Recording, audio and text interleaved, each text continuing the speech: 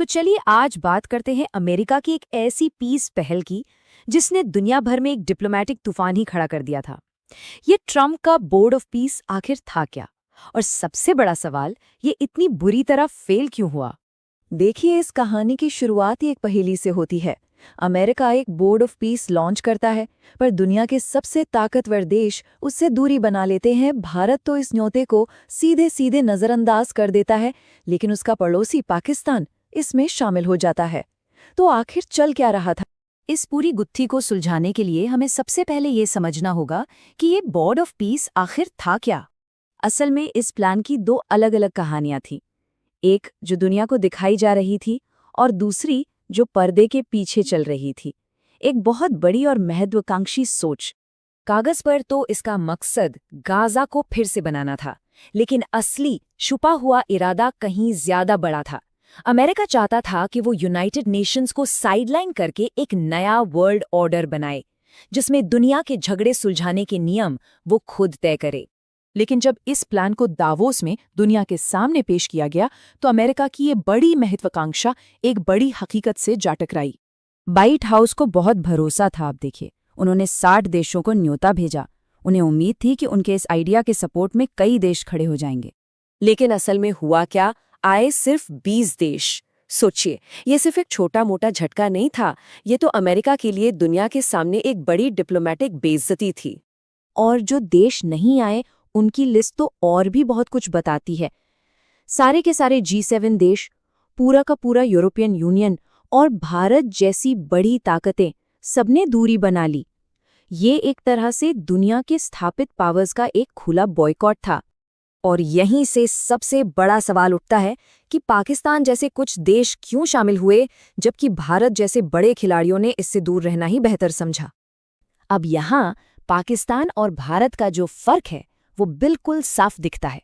इन दोनों के फैसलों से ना ग्लोबल पॉलिटिक्स के दो अलग अलग रास्ते सामने आते हैं। एक रास्ता है अपने गठबंधन के प्रति वफादारी का, और दूसरा रास्ता है स्ट्रेटेजिक ऑटोनॉमी, यानी अपनी स्वतंत्र विदेश नीति का। पाकिस्तान के लिए ये फैसला एक घरेलू मुसीबत बन गया। इजराइल के साथ एक ही टेबल पर बैठना, एक ऐसा देश जिसे पाकिस्तान मान्यता तक नहीं देता, इसे घर पर उसूलों से समझौते और अमेरिका के आगे झुकने की तरह देखा गया। वहीं दूसरी तरफ भारत ने एक बहुत ही अलग रास्ता चुना, रणनीतिक चुप्पी का। ना हाँ ना ना, बस वो वहां गया ही नहीं। ऐसा करके उसने खुद को अमेरिका के एक विवादित कदम से भी बचा लिया और अपनी फॉरेन पॉलिसी की आज़ादी को भी बनाए रखा। लेकिन कहानी में असली ट्विस्ट तो तब आया जब गाजा को लेकर असल प्लान सामने रखा गया। तब ये साफ हो गया कि ये मामला डिप्लोमेसी का नहीं, बल्कि रियल एस्टेट का था। पता है ये प्लान क्या था? ये कोई नॉर्मल रिकंस्ट्रक्शन प्रोग्राम नहीं था। ये तो गाजा को भूमध्य सागर के किनारे एक लग्जरी टूरिस्ट डेस्टिनेशन बनाने का पूरा ब्लूप्रिंट था। और ये जो मास्टर प्लान था वो हैरान करने वाला था। इसमें ऊंची ऊंची इमारतें थीं, टूरिस्ट हब बनाने की बात थी, और वादा था कि इकॉनमी $2 अरब से $50 अरब तक पहुंच जाएगी। ये तस्वीर किसी जंग से तबाह हुए इलाके की नहीं, बल्कि दुबई की याद दिला रही थी। अच्छा, अब सवाल ये है कि इसका पैसा कौन देता? तो अमेरिका को उम्मीद थी कि ये जो गिने चुने 20 देश आए हैं, वही अरबों डॉलर लगाएंगे। मतलब उन्हें सिर्फ डिप्लोमेटिक पार्टनर की तरह नहीं, बल्कि एक बड़े अमेरिकी प्रोजेक्ट के फिनेंसर के तौर पर बुलाया गया था। तो इस पूरे किस्से से, इस बड़े प्लान के फेल होने से हमें आज की दुनिया के बारे में क्या पता चलता है? देखिए, इस बोर्ड ऑफ पीस का फेल होना सिर्फ एक डिप्लोमेटिक हार नहीं है, ये एक बड़े बदलाव का संकेत है। अब अमेरिका के एक तरफा फैसलों को पुरानी ताकतें भी चुनौती दे रही हैं, और भारत जैसी नई ताकतें भी, जो अपनी खुद की स्वतंत्र विदेश नीतियां बना रही हैं।